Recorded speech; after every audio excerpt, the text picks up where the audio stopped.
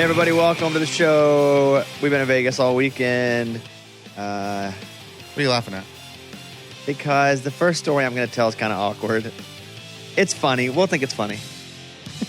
I just see you giggling over there looking at your phone. Well, I made a bunch of notes, and this is my first note. Here's the whistle. Thank you. Slow whistle. Canned whistle. This is kind of weird. What is it? This is kind of weird and embarrassing. I got a text while I was in Vegas, and I looked down, and it was a text from Kevin, who's on our show, Kickoff Kevin. And Kickoff Kevin said, likewise, man, got FOMO watching the videos and pics. And I was like, Uh-oh. huh? But you had you hadn't texted him anything before that. I texted the wrong Kevin. I knew it. I didn't mean to text him. I meant to text the Kevin who used to work with us in the company. Yeah. I would always see him. We'd always meet and do some work in Vegas, just overall. And so I texted him. I was like, hey, we're at iHeart. It's weird without you here. I actually said, wish you're here in Vegas, not the same without you. But I get a text from Kickoff Kevin. And he goes, likewise, man. And I was like, maybe I don't tell him I didn't mean to text him. Man, Kevin, did you think he was honestly texting you? Dude, I looked at my wife. I'm like, I think Bobby might be drunk for the first time ever right now. So I meant to text the other, same name, Kevin. Sure. Who has been to Vegas many times Every with year us. he's been with the company. Kevin has been with us one time to Vegas. Which Yeah. would be funny that you would text him that. I said, wish you're here in Vegas, not the same without you. And he responded, likewise, got FOMO watching the videos and pics. And I'm like, why did Kickoff Kevin text me that? And then I'm like, oh, God, I sent to the wrong person. So that was it. At any moment, though, Bones, did you think about just letting it be so Kevin thinks that we really did miss him? I did let it be until right now. Yeah. I never responded to him responding. I just let it be. And Yeah. Kevin, you thought like he was legit. Wow, we miss you, What man. did you think, Kevin? No, I legit, like, I saw it and I was like, huh? Like, because I thought the same thing. I was like, I've been to Vegas, I think once, maybe twice with them. With like, us. okay, like, cool. Hey, it's not the same without you, though, dude. Yeah, and I was that's a like, good dang, I feel good. Like, they really miss me right now. Well, we did miss you. We did. Okay, 100%. okay. But that was an accident. Dude, that is funny. It was the wrong Yeah. Kevin. I was like, Bobby's in his feels right now in Vegas. You're at the craps table by yourself. I'm just missing Kickoff so much. Yeah. Craps table was interesting because there was one. I made a bunch of money in the craps table. I went 3 times. 2 of the times I made money. One of the times I broke even. I made like $35 or something. So I didn't count that because I just broke even. Yeah. But it wasn't lost money. For me, though, 35 would be like, honey, we're winning. Great. I didn't make another video on it because I went and I did make a video about meeting this couple, and it's rare that you get a good vibe table. Oh, a craps table where everyone's vibing? Very rare. And not everybody was winning, but there was enough winning to where we were there for a bit. It's just so rare to get that table where you end up talking to the person to the left, to the right, to the people across. Yes. And you're like, oh, I'm having a good time. Like, I don't want to lose, obviously, but I kind of don't want to lose because I don't want to have to leave the table. I got into one of those rare, and it wasn't even a big winner time for me. Just everyone was vibing. Yep. God, that is a good feeling. Nice. It's so rare. It was a great feeling. It's like there was a couple women, and they were older, but they had never played craps, and they were looking at it. And I was like, I can show you like the couple of things. Don't look at the whole table because you'll get Overwhelming. intimidated and overwhelmed by looking at the table.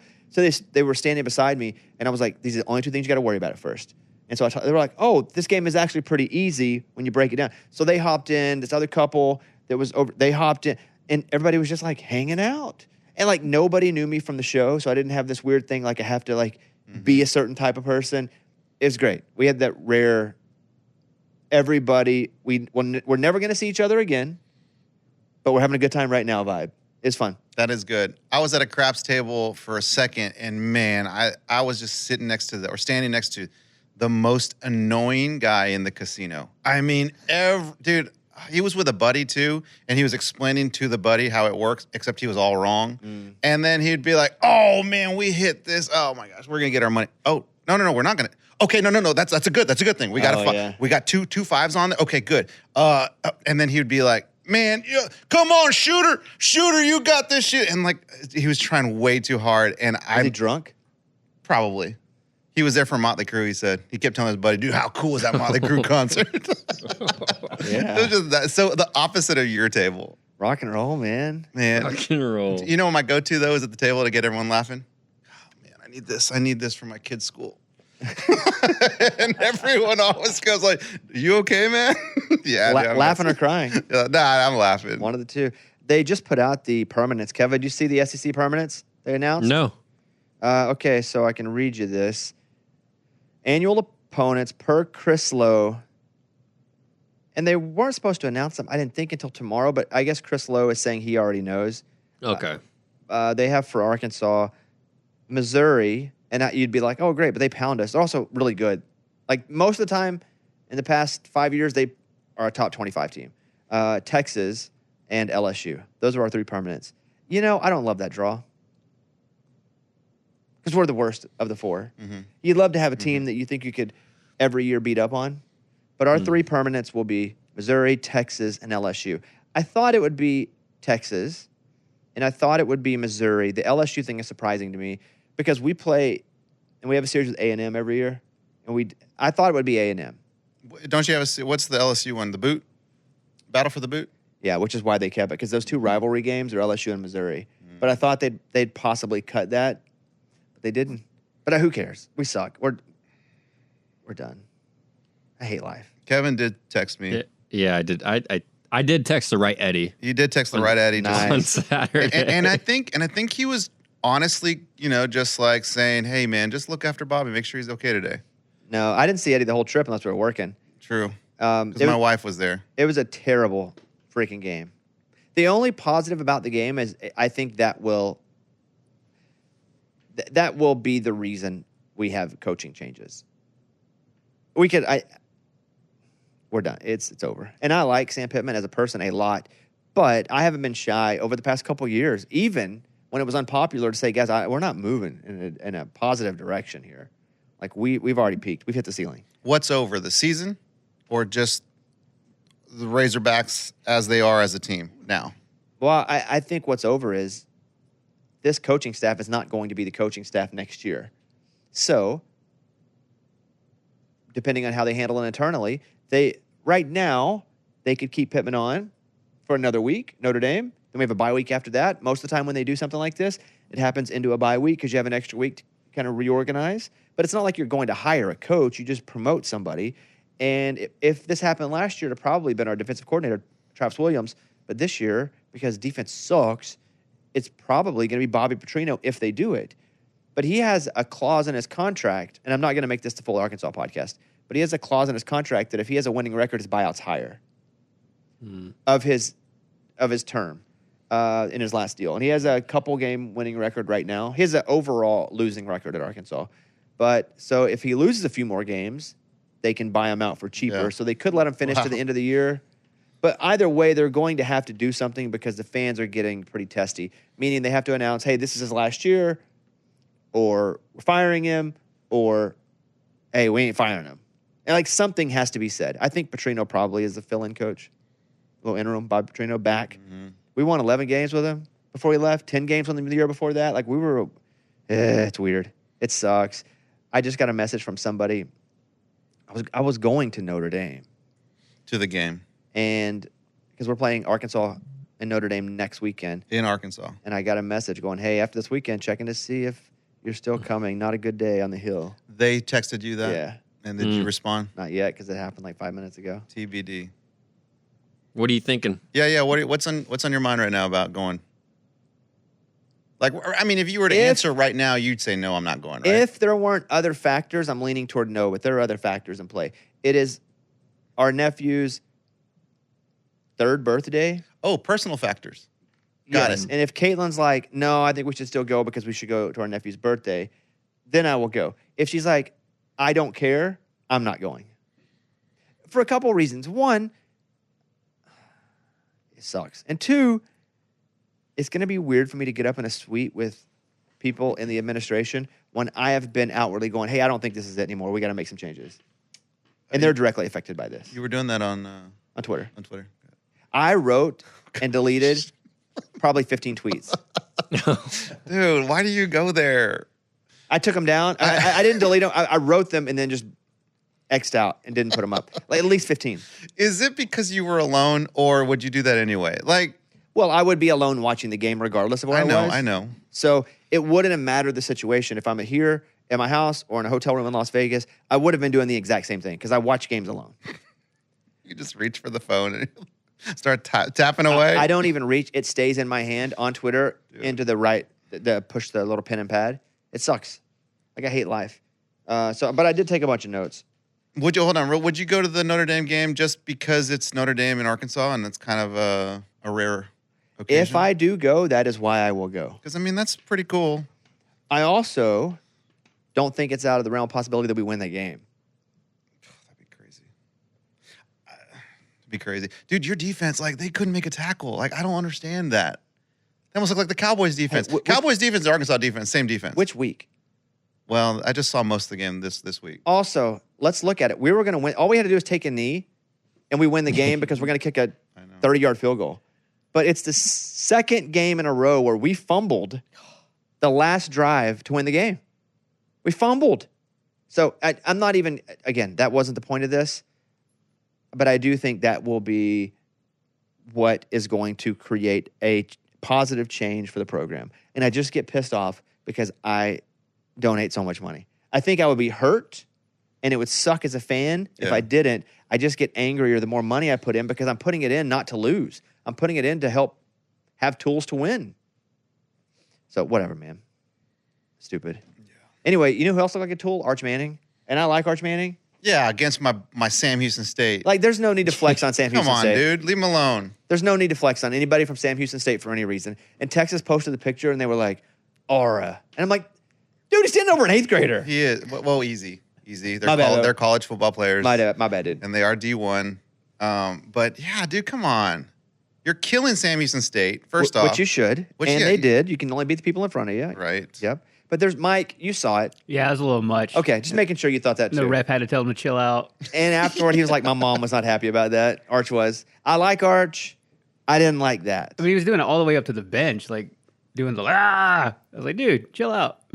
Maybe they told him to like have a little swagger. Yeah, maybe. But now it's like too much. Hey, man, reel it in a little bit. Well, you can only have so much. If that was against Florida coming up, that's different. Sam Houston State, you're having to pay them to come play you. Mm-hmm. You shouldn't flex over anybody you're giving money to come play you. So saw that. I'm just going to roll through my notes because I made a bunch of them. Next up, the fan who caught Mike Trout's 400th home run ball. Really fun and funny story. So Mike Trout hits his 400th homer with the Angels, catches it. Obviously, that ball is worth some money. He could have kept the ball and actually made a significant amount of money with it. But he gave it over. And when you do something like that, they make sure to reward you. And they gave him like signed bats, all kinds of stuff. Yeah. Cool stuff. But what he wanted to do was play catch with Mike Trout after the game. Hey, that's fair. So he got all the stuff. And then Mike Trout agreed, I'll play catch with you after the game. That's awesome. And there's a video of them playing catch. My only problem with this video is that Mike Trout's not wearing a glove. He's playing bare hand catch. No. And that sucks because you can't really like let him have it. And you know what's funny? That's like what I do with my son. You know, like because I know he's not going to hurt my hand. That's what Mike Trout is doing with this dude. So they're out in front of the dugout after the game is all the way over. There's nobody in the stands, and they're playing catch. He's got a glove on, and Mike Trout's barehanding it. I would want him to put a glove on if we're going to play catch for a couple of reasons. One, it's not real catch if both people aren't wearing a glove. And two, the video looks like you're a wimp because he's not wearing a glove. Correct. Like he can just barehand it, no problem. So, and let me ask you this. If you were playing catch with Mike Trout, would you say, give me the heat? Like just to see what it's like? No, I'm good. Once, you want to know what that feels like? No, because I feel like he'd give me the heat and I probably wouldn't catch it and it'd be embarrassing. It'd be on video. Or he'd hit me with it. Yeah. I just wish Mike Trout would have worn a glove. That's my second note. Yeah, that's good. My third note, verbatim, I quote, Clemson sucks, ha ha ha, curse still on. I mean, Clemson sucks. I think they're 5-5 in their last 10, which coincidentally is when we put the chime curse on them. Coincidence? I think not. So I like individuals that root for Clemson. I don't even mind the Clemson fan base, but I had to put the curse on Dabo. You had to. I had to. You were almost forced to. He big timed us on the show. And so I was like, I hate to have to do this. I'm going to have to curse you, though, because I got nothing against you. And that was right before their losing streak started. And now they're 5-5 in their last 10. Any interest in lifting the curse? No. What would it take to lift the curse? Him coming on. All right, you heard him, Dabo. I don't think he's going to hear me. Did I hear like one of the announcers call him Dabba Dabba Doo? Didn't hear that. I think you said that in your own head. No. I was in the middle of something and I had the game on and I said, well, sorry, Dabba Dabba Doo.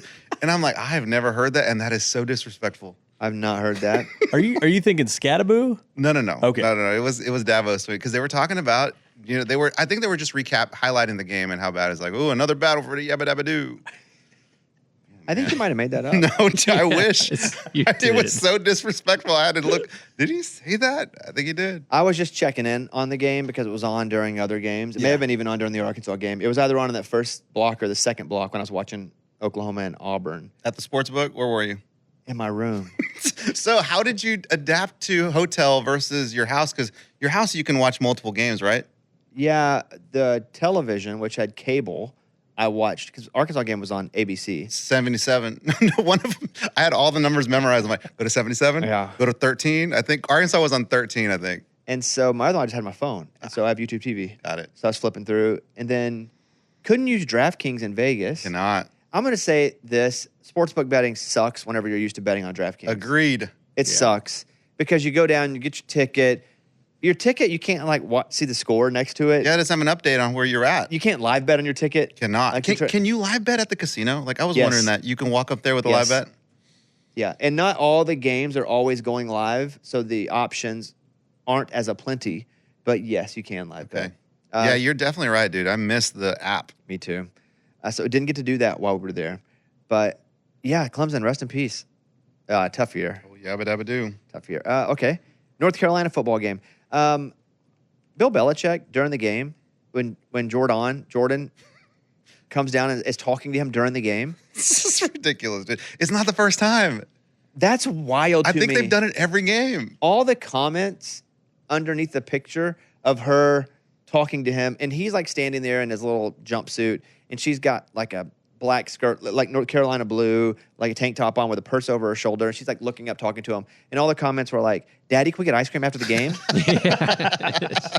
Or can I have some money? Hey, I'm going to go to the concession stand. and get some money. It was really one of the great comments sections of the past few weeks. Dude, But that whole situation just gets weirder and weirder. so weird. Like, she is running that ship. I've never seen another wife or girlfriend come up to a coach in game on the sideline ever. Now, I haven't looked because it hasn't been like at the forefront, but I've not seen it. Not the football ship, though, right? Like, she's not talking to him about I don't think she's football. talking about personnel or schemes, Right. but I think she's like dictating everything else. Oh, man. Otherwise, she wouldn't feel like she had the autonomy just to go up and do that during a game. What do you think? What do you think about that, Kevin? Yeah. I just wonder what she's telling him. Like, hey, you looked really mad on TV. Like, can you just stop making that face out there? Something like that. Yeah, it's weird. Kevin, dude, this is your coach. Like, that's your... I don't know him anymore, Eddie. That's how I feel. I honestly feel like I'm like, this doesn't even seem like the same guy. I mean, the guy that lived on no distractions, keep focused, game to game, week to week, is now having a girlfriend who is, 40-something years younger than him, Yeah, come up to 49. him mid-game. 49. I think That's so. crazy. That's closer to 50, Kevin. I think it's 49. I think it is, too. I gave him the benefit of the doubt. 40 sounds better, though. Just Yeah. keep rolling with that. Other notes. And I wrote this before they won the game, but I thought that the Browns jerseys were awesome. And I don't normally think that anything about the Cleveland Browns is aesthetically pleasing. I don't really love the colors. Not a big orange guy, and that's probably from Texas and Tennessee, and just my general dislike of those two schools. So I just don't like orange. So I don't like the Browns. Were they wearing white? No, they're wearing brown, like dark brown. Dark brown. Mm-hmm. And the orange on them. And I thought they looked super cool because it was brown on brown as well. And I wrote, Cleveland's jerseys were awesome. Their defense is nasty and gritty. And that's because they just continued to sack Green Bay. They ended up winning the freaking game, Awesome. which is crazy because Jordan Love threw a bad pick at the end. So congratulations to the old Brownies. That's huge for us. Well, yeah, Yeah. in our money league. Mhm. Yeah. And huge for me, too. And the listeners don't really care about that. We can get to that later. But yeah, it wasn't huge. Oh, you mean like you? Me personally, because Oh, yeah, I passed 'cause- on the Packers. Yeah, for Cincinnati. now- but I'm going to tell you, I know, dude. We're in trouble. We're- We're in trouble. every time Cincinnati loses, we lose money. Yep. Every time Cincinnati wins, we win money. Cincinnati's going to do a lot more losing. Yeah. And need to make a Yeah, change yeah, somewhere. yeah. That got ugly quick. That got ugly quick. Let me see if I made a note about that. Oh, you had to have. I didn't. I think it was just Oh, you're so It was pretty disappointed. quiet yesterday. What, the text thread? The text you thread. don't It even didn't- jump in the text thread. I couldn't. I couldn't that time. I was in the air for most of it. You don't have texting? Yeah, it's free No, on Southwest. No, I didn't. I was zoned in on the Cowboys game. And I'm telling you, You played in a late game. half the time, like you guys are talking about stuff that I haven't even seen yet. That's kind of part of why I kind of turned it down a little bit. What do you mean? I'm just delayed, man. Every one of my streaming services is delayed from you guys. You guys are always like, there we go.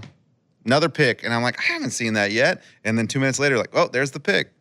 You need to pay for the premium. the one that's real time? Eddie's paying like $1. Are you watching on TikTok still? I don't know what it is. He's watching clips. He just searches for free clips. Okay. Maybe it's Red Zone. I think Red Zone's always just delayed. That's what I watch on mostly. Really? Yeah. Okay. I got some more notes. Next one up. I don't think I'd like doing the tush push over and over if I were Jalen Hurts. He keeps getting crushed, especially when they're trying to rip the ball out of his arms. Yeah. So Yeah. Philadelphia tush push yesterday. They jumped off sides again, or I guess not False off sides. start. They false started. And they didn't call it. But now that the replay comes out, they're like, here's another example of them jumping. Most of the time. But they whoop up on Jalen Hurts when he's either on top of the pile. That looks like it would hurt. Who him. was it? Was it Jalen or was it Jason Kelsey? One of them was just like, I hated every single time they called the tush push because it does not feel good. That's the first time that I've thought, I don't think I would like doing it even if it was my team. So that's a no. Eagles end up winning that game. That was crazy. Wild. And I have friends that had the Rams plus like 2.5 and they lost because of the touchdown on the Yeah. block. That is a bad way to lose because you're going, regardless of what happens here, I'm going to win. If they make the kick, I win. If they miss the kick, I win. And not only did they block it, they ran it back. Same guy, Jordan Davis. Jordan right? Davis, who's like Who's the slowest person on the field. It's humongous. They couldn't catch him. That's wild. Yeah, it is wild. There were 4 blocked field goals in the fourth quarter yesterday, which is crazy. The witching hour. Panthers win. That's a big, easy one. Thought that's pretty cool. You guys don't care about big Panthers. No, fan. that's your Kirk team. Cousins came in for I- Atlanta. I did not see. I had turned it off. Third quarter, I turned it off. I took it off my Your grid. viewing grid. Yeah. Mm-hmm. So I didn't see that. Okay, I got like 5 more notes. I wrote Pat's fumble, Pat's Oh my fumble, God. Pat's Oh my fumble. Okay, I was Pat's bored in. fumble. What happened there? They fumbled 2 in the end zone. Oh my gosh. Like literally. Kevin, this is your team. That was the most frustrating game I have watched in a very, very, very long time. Because it's not like the Steelers are any good. They were better than And the Steelers. They were better than the Steelers. Absolutely. And Drake May, he had a really bad interception and a really bad fumble, but he was playing great. Their defense was playing great. And they just like everything that they did was just like, here, you guys win this game. Here, take this ball. And then Stevenson, that's I think his 3rd or 4th fumble already in 3 games. He's got to go. That was, I wanted to turn the TV off so many times and rip my eyeballs out. But fumbles into the end zone. Like as they're Yeah. scoring. Yeah. Yeah. That's another team that we own. Yep. It would have made us a bunch of money. It didn't work out for us. Yep. But they fumbled a lot, and that sucked. So When you say he's got to go, Kevin, what do you mean? He's your dude, right? Like, No. Gotta put him down below. We got Henderson first now, and then put Antonio Gibson, then Stevenson. Oh gosh. Because this goes back to last year. He had problems last year, and it was a well-known thing. And now it's 3 fumbles in the first 3 games. Like, come on, man. What are we doing? another note is, and I think this is because I was looking at the Browns jerseys, and they were really dark, really brown. And I wrote, if you wanted, could you wear camouflage jerseys, pants, and helmets to kind of hide on the field? Oh, that's a good Like if you idea. try to make it the same exact color that the field is, and everybody came out in like grass camouflage. So it would be green camo like the grass, maybe some white in there because of the lines on the grass. Oh, I wouldn't do the lines. No? No, I would just do. Okay. I wouldn't do white. Maybe But like a little fluorescent orange, like a little the flag. little dirt. Like it'd be green and just like you call it field camo. Hey, could you camo your everything on you to like hide out? Like if you're just standing in the field and being still, like you're laying down and you jump up real quick.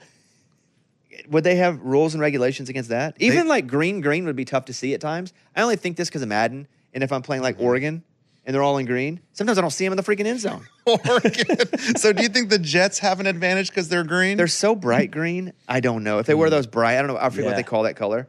But or the Eagles, they're another brighter green, I guess. But I wondered if you could go full camo, helmets, Dude, they need to try it. jerseys, pants, socks, shoes. You come out and you look exactly like the field. They're like, we don't know what we're trying to tackle. Tell me that wouldn't be hilarious and that wouldn't sell. Oh, the camo? Like you wouldn't want to buy a grass camo Mm-hmm. jersey. So I wrote that. That's funny that you thought about that. I have two more. Andy Reid bumping Travis Kelce last night. I loved it. I don't think they like each other. Nah, I don't think so either. I just generally, even if you are angry at someone in a pressure-filled setting, you don't do that. And this happened. It's not the first time it happened between those two. Like, you don't bump them like that. I don't think they like each other.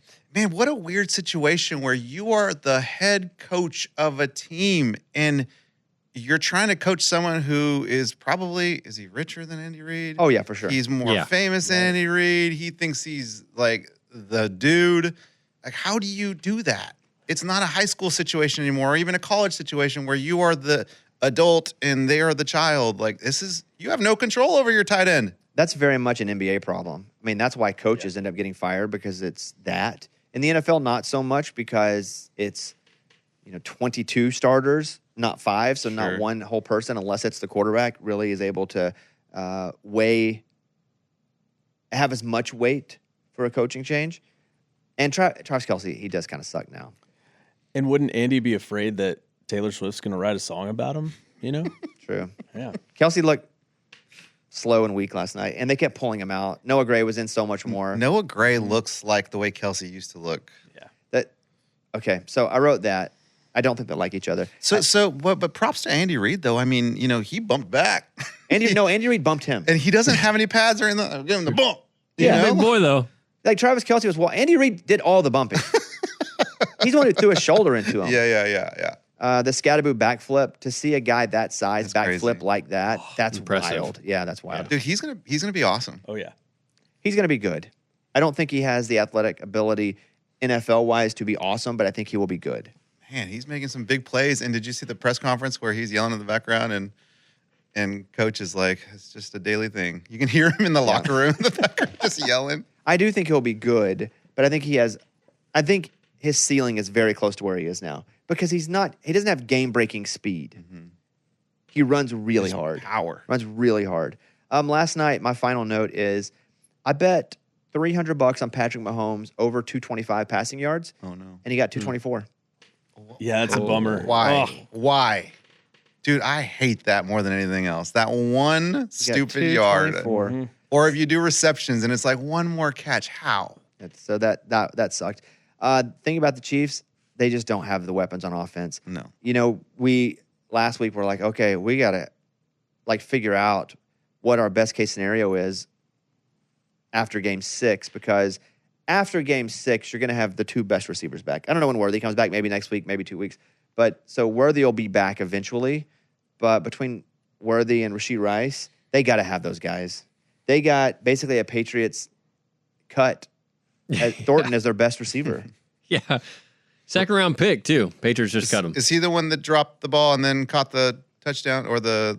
Yeah, I don't know. Like It didn't look like a draw. It wasn't a No, draw. he got it punched out of it. Like he Yeah. had it, and then the guy punched it out of it. But and Yeah, then so he made it up the with great the next one, one. and then he threw his hand up like, Yeah. got this one. Yeah. Yeah, they won last night. The Giants aren't good, but right now the Chiefs aren't good either.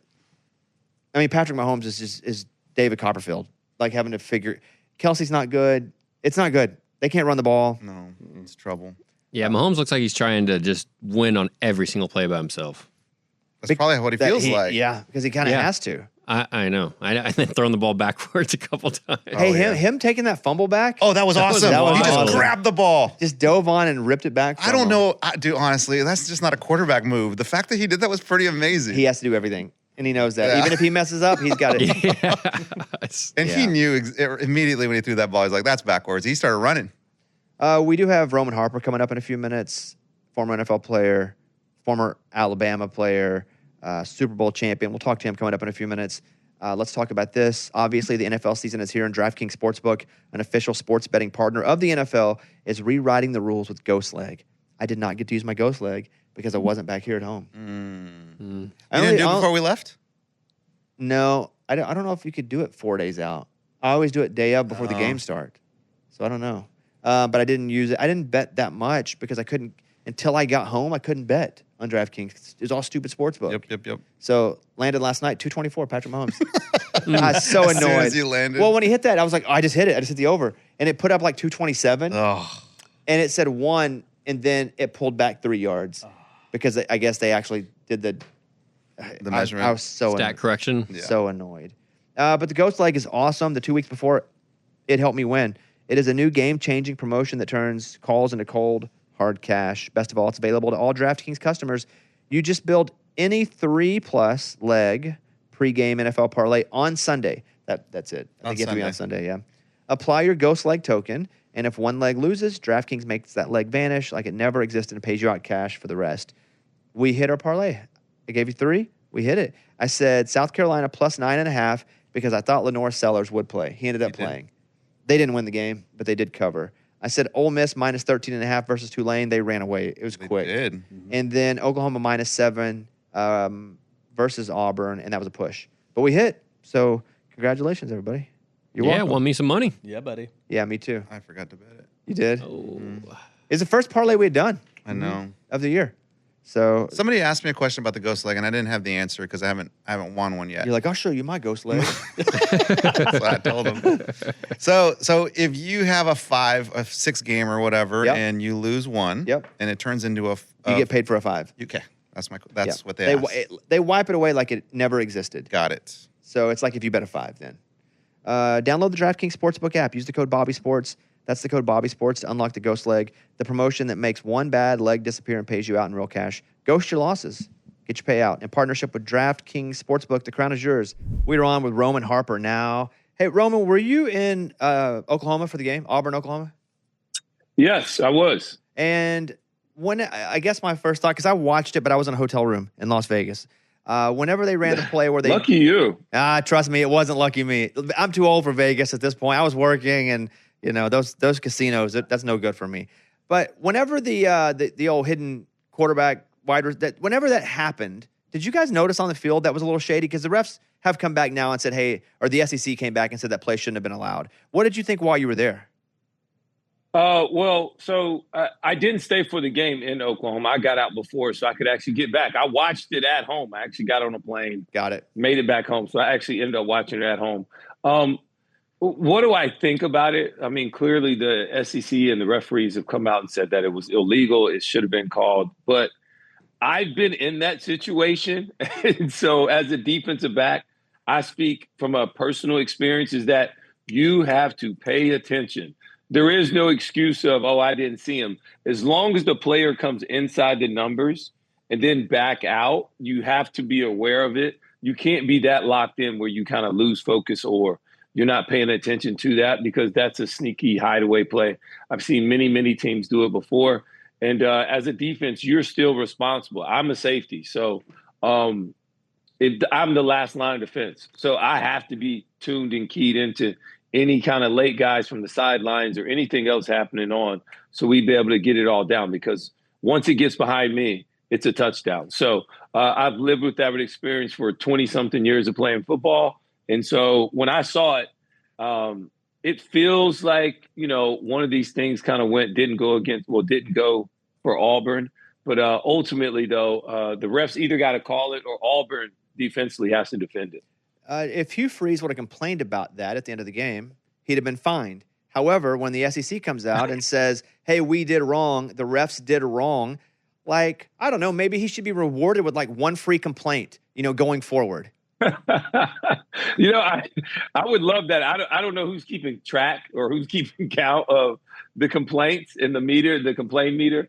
Hey, look, in all honesty, the thing to complain about, man, if you're an Auburn fan, is like, why didn't we run our running back but 6 times? The second leading rusher in the SEC. He gets 6 carries in a game.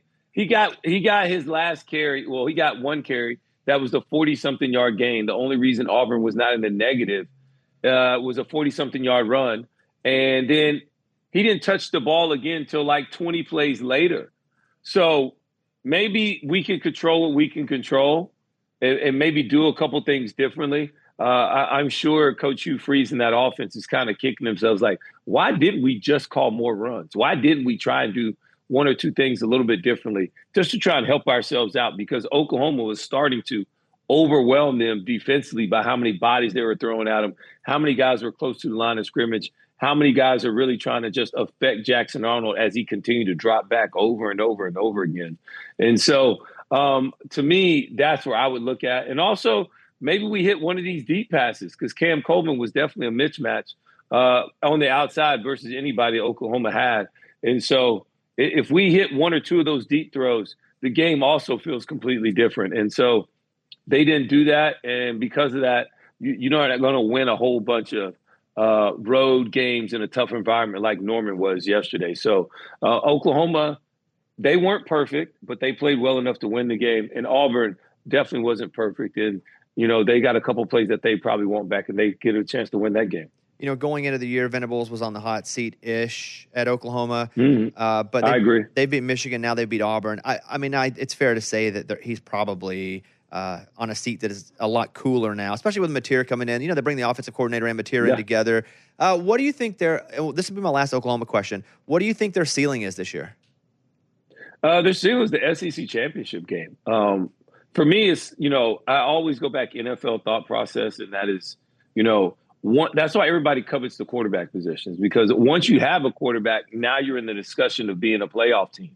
And so Oklahoma checks that box big time. They upgraded the position astronomically compared to where their quarterback situation was last year, where Jackson Arnold really struggled getting through his progressions and reads. This quarterback, John Mateer, is excellent at getting through his guys, putting touch passes and layering the football to his tight end over the middle of the field. Also, when things break down, he's really, really good at not thinking, just getting the ball out or creating with his own legs. He gives them a chance big time. And then you see what they're able to do defensively up front, creating pressure with this defensive line, especially their defensive tackles and their edge player, Mason Thomas. And so, or Mason Thomas. What a cool name that is.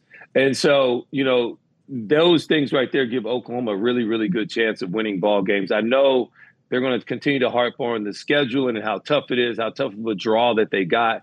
But this program believes in where they're going to. I was talking to the athletic director, Castellanos, who's been there since the 90s. So he's been there a long time. They understand the pressure that it is to be at Oklahoma, but they also understand the opportunity that, nobody's going to give you more opportunities and more, and give you more, I guess, things that help add value to yourself than the University of Oklahoma. They're going to give you everything that they have to give you because they want you to be successful. And sports matters on that campus. That feeds everything. So they do understand that. And the fans definitely show up and show out in a big way. So I think it's just all these things together really has cooled off the hot seat. But I could also see Oklahoma losing another 2 or 3 games. If Auburn hits a couple of these deep shots, so teams that are able to throw the ball down the field and challenge Oklahoma, because right now they play teams that haven't been able to do that. Michigan offensively can't throw the football downfield, can't do it. Auburn, for whatever reason, they could not hit the deep ball. And it's guys that are open, because what Oklahoma does defensively, they don't cover everybody because they think their pressure is going to affect the quarterback. That I don't need to hit everybody. I don't need to cover everybody when your quarterback's on the ground. So that's what they do defensively. So if a team is able to protect the quarterback long enough to hit a shot or 2 downfield, it'll be a totally different game. And that's going to be the team that I worry about. Can Oklahoma beat that type of team? Let's talk about Florida for a second. Another rough week for Lagway. Will Napier last the season? I mean, a lot of folks talk about how great of a coach. Even Saban was sticking up for him this weekend. What are your thoughts? I don't know how great of a coach he is, but I don't think it's a real benefit of firing him during the season. And look, the schedule's already tough enough. But for me, I continue to go back to two things when I look at Florida. Number one, I think their defense is playing hard. They're continuing to battle, and it hasn't been good offensively. But you still have to do your job and your job only. And when like if I have a C gap or a B gap, I can't be looking in the A gap. I got to do my job. And so that's some plays that Florida has given up because guys are starting to do somebody else's job or trying to do a little bit too much. And it's real easy to stay locked in and stay together as a team and just do my job when we're winning and things are feeling good. But what starts to happen when we lose 3 or 4 in a row, right? Maybe guys are starting to, check out a little bit. Guys are trying to do what's best for themselves. Like I've been around it. I've been on a team like this. And so, like, how do you continue to not waver on doing your job and doing every single little thing to give your team and yourself the best opportunity to win down in and down out every single week, even when you're not being rewarded with the wins, because ultimately that's what we all do it for. And so I want to see how that group continues to play and chug along on the defensive side of the football. And on the offensive side, they're missing too many blocks in the run game. They're not getting enough guys moved in that way. They're not giving Jaden Ball enough chances. And ultimately, like, it's amazing what I see what reps do. And what do I mean by that? Like, DJ Lagway hadn't practiced all offseason. This offseason was supposed to be a year of growth for him. Offseason, getting more opportunities with his wide receivers, understanding it's his team. He's the starter. We go as you go. And then now, all the reps that he was supposed to get in the spring, he's getting them real game live reps right now in games. It's just not the same. He seems like he's a step late. His footwork is off. Like everything just seems off with him. And we know because of DJ Lagway, they all had a chance last year in every game. So they got to get these things kind of cleaned up. I don't know if Florida can fix their problems. Florida has things that are inside their DNA that really hard to get rid of, They got the most penalties offensively. They got, pre-snap penalties. The special teams game cost them a couple weeks ago. So it's like all these things kind of mixed and intertwined together. Like, what do you truly fix or what do we try and work on single-handedly when you got like 4 or 5 things? I don't know if Florida's going to be able to get this boat turned around. Being a Bama guy, I want to ask you a ceiling question about Bama with Kalen DeBoer. What's the ceiling this year for Alabama? I mean, all their goals are still out there. They can still reach a national championship. They can still get to the playoffs. Let's all be true. Let's all be honest with each other. Florida State's better than what everybody said they were preseason. So that's number one. So take that game, throw it out. It probably showed you a lot about yourself. And so what do you do going forward? I also learned another thing is that Alabama practices early in the morning. They haven't been on the field of grass past like 11 a.m. yet before this whole preseason leading up to that Florida State game. So you're telling me it's going to be some rain, whole bunch of humidity, and the heat turned up at 2:30 in the afternoon and you ain't ready for it? That's why they look so tired. That's why the effort level was unacceptable. So they've already changed some things talking about practice schedule and trying to get more synced up with when they're going to be playing. All right, that's a smart thing to learn after a loss. And then offensively, Ty Simpson's really been on one the last couple of weeks. A lot more accurate. They're throwing the ball with efficiency, effectiveness. They're having more big plays down the field in the pass game, which is what you got to have, especially if you're an Alabama team that doesn't run the ball very effectively from the running back position. That's been a big lull. That's my biggest question mark on the offensive side is how do they run the football? Like, you have to find some kind of traditional run game at some point because you got to close games out. You got to close teams out. So that's going to be the thing. And then on the defensive side, their continued eye discipline will be challenged, especially this week versus Georgia team, where Georgia showed us last week they know how to take the top off the defenses too. So you got to be prepared in the secondary and have great eye discipline. And then who is going to rush the passer? Versus Wisconsin, they actually got sacks on the quarterback. That changed the game for them. It allowed them to win more on third down and not the quarterback having to be able to throw an incomplete pass or the defensive back having to make a play on the ball. Instead, the defensive line did their part. So that part has to continue to evolve for Alabama. So if they do those things, I mean, Alabama's not losing games because of lack of talent. It's because of lack of execution, lack of effort early on versus Florida State. And now defensively, they're playing better. But I want to continue to watch the more and more versus, how does Alabama respond when you play against a team that can hit you back? The best thing about hitting the boxing gloves and the boxing bag, the punching bag in the gym is that it don't hit back. So we all look good. So what happens when you get inside the ring versus another person that hits back? Because that's been the biggest question mark for Alabama under Kalen DeBoer is how they respond once teams hit back. I kind of feel the same way about Texas after that Ohio State game. They've played 3 cupcakes in a row. Now they got to go play real teams again. In the last few weeks, have you seen it? Their defense is lights out. Like, no doubt. They were lights out against Ohio State. Like, no one's arguing their defense. But have you seen anything offensively that leads you to believe that Texas is going to be able to jump? First of all, let's give credit. Like, the defense is so good. I thought that's where they were going to be missing out at the most. But I was so wrong about that. So give them a lot of credit what they're doing defensively. But offensively, I will say this. I saw versus Sam Houston. I watched the game last night on my cut-ups. And the one positive I will say is that Arch Manning did hit some layup throws. Like this 12-yard in, like a couple of these over routes that he had one-hopped in previous weeks. He completed the pass last week. And so for me, I'm like, okay, this was a good thing. They also were able to run the football more effectively than they had in the past.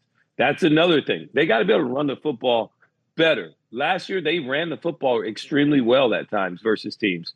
And you look at the Clemson game last year, they ran the ball really good versus Clemson. That time flipped the whole game for them. So that's what they got to be able to do. And the last thing that I say that Arch Manning did better was he hit a deep ball. Ryan Wingo finally caught a deep pass from Arch Manning this season. Like, that's what I'm talking about. They need to be more explosive.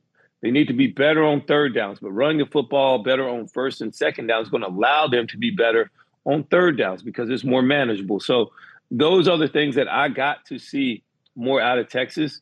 I also still have a little bit of concern because a couple of these passes that I'm talking about that Arch Manning completed, the first 4 or 5, they were all low. The receiver had to go down to the ground to catch it. So they weren't like they were able to catch it and run in wide open situations. So it's still not an A+, but it's a B. It's a B+, maybe like an 87-ish. I'm not going to give it an 89. I give it like an 87, like barely above. We're trending in the right direction. So I would give it like an 87. Like they have a chance. That's another team that like talent's not an issue. It's going to be all the other little things and for me, and you got to talk to me if you paid enough attention to this. Texas has really struggled with third downs, right? Versus UTEP, they were like 5 for 16. That's less than 33%. You're not going to win a lot of games that way. Then on top of that, they were 2 for 5 on fourth down. So that's three possessions you give away. Versus Ohio State, they were 1 for 5 on fourth down. Then in the red zone, they're one of the worst teams scoring in the red zone in the country.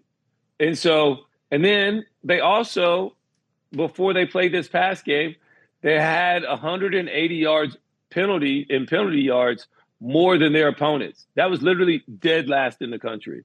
So these situations are also costing Texas football.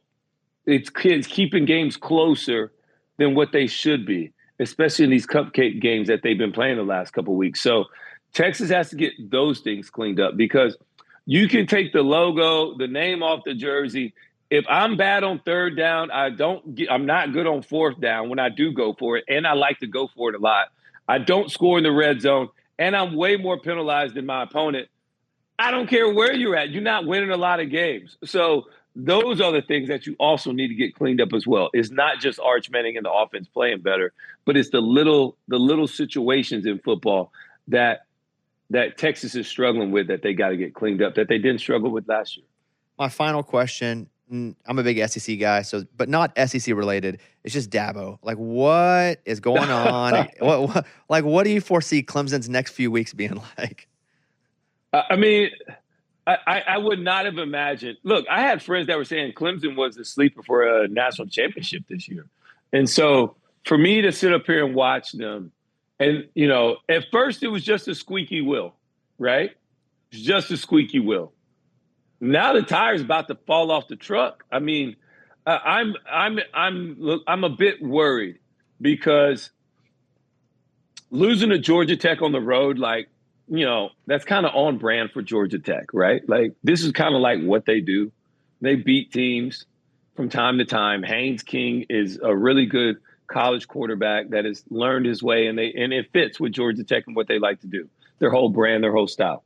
So I give them a lot of credit. But then Fran Brown, who I love, I'd let my son play football for him.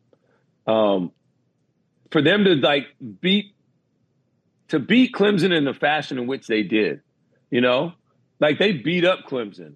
And we're supposed to be hearing about this vaunted defensive line, how good Cade Klubnik was going to be with these that were freshman wide receivers last year that are now sophomores, all these players coming back. They do not look good. They're not playing well. The offense looks stale. They're just not connected. And who's going to make the play to change it? I don't know. Everybody said you shouldn't panic after losing to Georgia Tech because that's just 2 losses. But I'm definitely worried. And I'm not saying Dabo's going anywhere. Like, where would Dabo go? And where would Clemson be without Dabo? So let's not try and break up a happy marriage that's been going on for 18 years over 3 months of arguments. So don't worry about that. I mean, just get it back right. Try and get back to what you do love. Like, don't focus on so much of the negative. Let's try and focus on the positive. So I was always told, well, not always, I just read this in a book, actually, Super Attractor by Gabrielle Bernstein. You should check it out. She talked about the power of the mind and perception. And now, so often we focus on just the negative. And so when we focus on just the negative, it affects us. And now we start to look at everything in a negative lens. But usually for every negative, it's usually surrounded by 10 positives. So what are those 10 positives that's Clemson doing well? I can't tell you. I ain't been looking at them that good. But it doesn't look like it's 10 positives out there. But these are the things that coaches, this is why they get paid the big money. Because when everybody on the outside of the building is talking bad about your players and kicking them, that's when you got to love on them. And when everybody's loving on them and telling them how great they are, that's when you got to be kicking them the hardest and trying to get the most out of them, because you don't want that noise to affect them. The highs of the crowd shouldn't affect you, just like the boos of the crowd. If you're emotionally driven and ride the wave of the emotions of the crowd, you'll never be consistent enough to get to your ultimate goals and championships. You got to be able to you can't bat an eye. You got to learn how to play through it all. Adversity, all these things. That was my biggest strength, probably, was I never cared about what anybody said. I just wanted to go play football. And so that's what I'm trying to tell. If you're a Clemson fan, if you're a Clemson player specifically, you got to just go play football. You guys haven't forgotten how to play football all of a sudden, but clearly you're getting out executed and out hit, and you got to change that tune. We were doing promo for your podcast before you came on, you and Peanut Tillman. It's called NFL Players Second. Second. Thank you. Yeah, it's called NFL Players Second Acts. So I can only do it so much justice. So what do you guys like? What's the main part of the show? Well, the main part is that Peanut and I, we're both former NFL players. And, the thing about the NFL is that everybody, I don't care, the greatest ones to the practice squad guy, everybody gets told to take their ball and go home, right? At some point. Even normal people, non-professionals, like high school, middle school, college, everybody gets told to take your ball and go home at some point. And that happens to us as well. And so what is your second act? For so many of us, football was the only thing we did and our first love for so long. And then out of nowhere, they tell you, all right, well, you're not good enough, or it's time to go home. And so what do you do? And we have interviewed a lot from Hall of Famers to executives to coaches to guys that you wouldn't recognize, late round guys, free agent guys that are now all in their second act. And it's been awesome to hear the story, talk about the transition that is football. Transitioning out of it and to figure out what everybody likes to do. Like for me, for example, Peanut, he jumped right into his second act, which I guess I can kind of talk about it now because he's no longer doing it, but he jumped right into being an FBI agent. And so He was doing that. Me, I took 365 days, did absolutely nothing. And then it was like, all right, what do I do now? I don't know. So it's different approaches, and there is no playbook to it, right? We've gotten a playbook for everything our whole life since 8th grade, for me, since 4th grade. I knew exactly what I was doing every August to get ready for a football season. And all of a sudden now it stops, and I'm 35. Okay, what do I do? And so that same discussion, that same question we ask everybody, and we really get to peel it all back, man. And so many of our guests are able to share great stories, great situations about things that's going on in their life as players, now in their post-career, whatever they're doing, whether it's charitable works or running companies, all these other things. It's been really, really cool to hear all these stories. And a lot of our legends that I grew up watching, actually getting to sit down and talk to, it's been amazing. And I still got to act like I'm not, shook, even though I'm normally just the biggest football fan out there. And I'm really, really enjoy getting to talk to meet these guys. Roman, appreciate it. And everybody listening, NFL Players Second Acts with Roman and Peanut Tillman.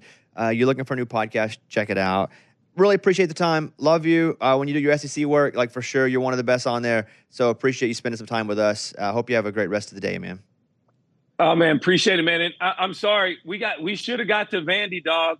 Vandy just put up 70 points for the first time since 1918. I mean, this team looks different. They feel different. Vanderbilt has been my passion project on the SEC network and the SEC Nation for 3 years. I've been sitting up here telling everybody how they were turning the corner slowly but surely. It looked and felt differently. And now we talk about them every week. So I'm just saying I was the first one, and I show more love to Vandy than anybody on the network. And I go with Anchor down every single week. I roll with him. And now I'm reaping the fruits of my labor because I've been talking about him. And now everybody wants to talk about it. I'm like, oh, look, now you guys want to get involved. This has been my team for 3 or 4 years now. And anybody that knows and anybody who's watched for that long knows I've gone to bat for Vandy for many years. And so thank you for having me on. I hope everybody in Nashville is listening. And just know they all know it because I've got to meet some of the Vandy alums. They know I rock with them. They're like, dude, you always go with us. So those that are listening, they know. And I appreciate it. And it's going to be fun. And guess what? It will continue to be successful once Diego Pavia leaves, too, because of the players. It's not just Diego Pavia anymore. Yes, he's the conduit that makes it go. But they have better skilled players, better guys up front. They play with an attitude and a sense of urgency right now. I'm telling you, Vandy is legit, and this will continue to go on after this year as well. Yeah, we're big Clark Lee guys here. We love Coach. So he is. He's awesome. He's awesome. All right, Roman. Hey, have a great day. Thank you for the time. Thank you. Appreciate it. Be good. See you. Let's talk about our bets, but let's do our bets with Brandon. Okay. He accidentally. No. Kevin and I we were talking about this. We talked about yes. Yep. Brandon is somebody that we've really pulled into the mix quickly. Golf, sports, football, especially like betting sports. Sure. And so he's like hanging out. And he's like, oh, I want to learn. And he's been having a great time at it. And he's been winning a lot. And he meant to bet $10. Yeah. And you accidentally bet 100. Because extra zero. He hit the zero. And what was the bet?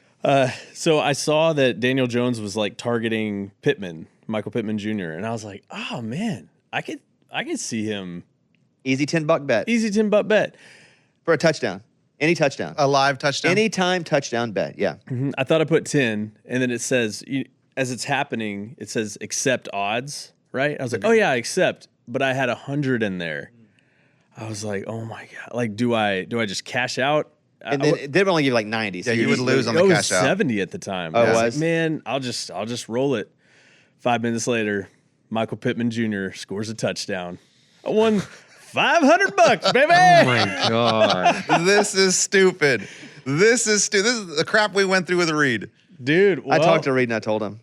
Hey man, but Bobby, I didn't tell you. So my wife, we started an account for her, like with the Bobby promo code, Bobby Sports. Thank you. Put in Bobby Sports. It's good luck. Yeah. It gives you $200 bonus bets. And we put a $25 on the parlay Roma Dunzi, Jackson Smith-Njigba, and our last touchdown of the parlay was Scattaboo. And we hit it, last dude. night. Yeah. We won $420 bucks. All touchdowns? Oh my God. Yeah, dude. We won over $1,000 this weekend. And my wife is like, it just makes me nervous. I was like, Yeah. you're welcome. All right. You know, this is hard for me. Like, I need to be proud of Brandon and happy for you, dude. Thanks, and just man. leave it there. I'm so Thanks, happy man. for you. That's awesome. Thanks, dude. What we should do then, let's get Brandon's bet of the week on Thursday when we come back. And put 100 on The it. key is don't think about it too much. Like, don't spend all week. Like, Yeah, I mean, and I was watching Daniel Jeremiah talk about Scattaboo, how they were going to be using him a lot more, and I was like, I mean, maybe I should put him in a parlay, and it worked out. You know, it's just I was just paying attention, and I'm watching drives happen. Same thing happened on a Trey Tucker. I picked Trey Tucker on the Raiders because he was being targeted, and it hit. You know, You like those live touchdown bets? I do. They're the ones that I hit the most. You know, I don't know. What's your go-to? good for you, buddy. Thanks, man. Good for you. My go-to is a good team that falls early. They can't hit them live? Yeah. When the odds drop? Yeah, and if they're a really good team, the odds will just barely drop. But even then, I feel like that's probably a better bet. I would have jumped on Cincinnati. Thank God I didn't have access. Yes. Thank the gods.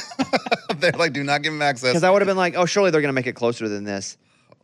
Narrator. Got worse. They did not make it closer. Yeah, it did get worse. Every time I checked it got worse. Have they updated our team money yet? No, We I had, just checked we a had little bit 3 ago. wins and 3 losses. But some of those losses kind of help out, don't they? Like so like the Panthers. I know someone has the Panthers to lose. So when the Panthers win, does that helps us out, right? Right now, we have 8 skins. I think we're all the way updated. Because I think we have 8 skins total, right?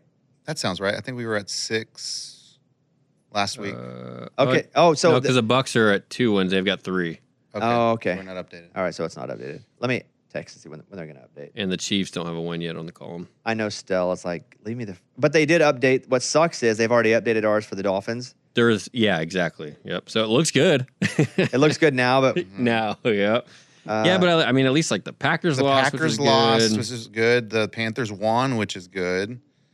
Anything crazy like that is good. And even so that works kind of both ways, right? Because I think someone has the Cleveland Browns to lose. yes. So when they Yeah. When they win, that it's- helps us out. Yeah. So I think So we avoided. I don't think we're going to make any money. I think we'll probably lose just a little. that's okay. That's fun. I know. Hey, at this point, I'm Dude, like, the fact that that's we have okay. Cincinnati, they're done. Oh, can they not? Is there no quarterback? Who's out? Johnny Manziel. Who's out there? Yes, Johnny Manziel. Like, who's out yes, there? no, you nailed it. It's Johnny Manziel. Anyone? Yeah. I know. Gosh. Did you guys see John Mateer, what he said about Johnny Manziel? I did, yeah. Tell Eddie. Eddie, did you see it? No. Where he said, they asked him what's the difference between him and Johnny Manziel. He said, I'll be going to church in the morning. That is funny. Yeah. All right, we're done. Good run, everybody. What's the run? I don't know, life. Yeah, the Bengals got over. the Broncos and the Lions and the Packers and the Steelers. Who's Oh, that? no. The Chiefs? The Bengals. Oh, what is their... The Chiefs have a crappy schedule coming up. They have the Ravens. Yeah, the Oh, I like- Ravens. That's not good. That's trouble. Uh, I thought you meant crappy as in. what like, about the Pats? Because we have the Pats, the Bucks, and I don't know if the Bucks to keep doing this crap because they have to come back every week. every week, man? We had it in the bag, and then Yeah, Baker had to go Baker. what are the next 3 the- games for the Pats? They got the Panthers this Sunday. Oh, that's and tough then- for you. Yeah, and then No, the it's Bills. not. Hey, I'm going to tell you right now, it is not tough. And then the Bills, that's a loss. And then the Saints, that's a win. That could be a win too. And then the Titans. Here's the thing: we can't like scream what's a win because we're watching these games. Yeah, you never know. But it's better to have a game like that than having to play the freaking Ravens or the Bills or even the Rams. Oh my god! I mean, you did say the Cowboys probably will win this week. oh my god, dude! We didn't That even- that We don't have to talk about it. It's we okay. didn't even like they made Caleb Williams look good. Dude, we made Russell Wilson look good. We're making these quarterbacks look awesome. Eberflus. I miss Micah. I asked Stell, when are you updating the skins? We do a weekly segment, and he said, "I'll do it right now." Usually I wait to get my laptop, but I got you. make sure to mention that I've had the greatest 3-week stretch in Skins history. Let me see what he's at. Yeah, I don't know what he's at. Yeah, they're killing it. He's killing it. He is. Who do they Yeah. have, Kevin? Do you know? Eagles win, Giants loss, Titans loss, Chargers win, Vikings win, Falcons loss. Oh my God. He's got Yeah, 6. He had a 6 skin week, and that's $500 a skin. That's Wow. $3,000. Oh my goodness. They're killing it. But every time he wins, we lose $100. Correct. Yep. Oh my God. How did Wentz? Did he look good? He didn't have to. He looked fine. I mean, I watched. What do you think? I think he looked fine. He looked fine, yeah, but their defense, the Vikings defense, just tore apart the Bengals. Yeah, he didn't have. I mean, Okay. we got to a point where it didn't matter. One player on the I should remember his name because he had the craziest game ever. Interception for a touchdown, fumble return for a touchdown. Yeah, Isaiah something, I think. Yeah, like fumble return, sacks. Brandon's like, oh yeah, I bet him to do that. I made 10,000 on that guy. Yeah, 10K for sure. Brandon. Yeah, Isaiah Rogers. Yeah. I that's accidentally picked him. it. Yeah. Anytime touchdown. I thought it was Aaron Rodgers. It was Isaiah Rodgers. Okay, he updated it. Oh, he's updating it on the fly. Oh, Well, it's gonna take a minute. Whoop. He's gonna have to do all the teams, so it'll take a minute. All right, thank you guys. We will see you later on this week, and go follow Bobby Bone Sports if you don't mind. That's our page for this. We'll see you guys. We'll let the music finish so we can hit that whistle and hit it. Thank you. Goodbye, everybody.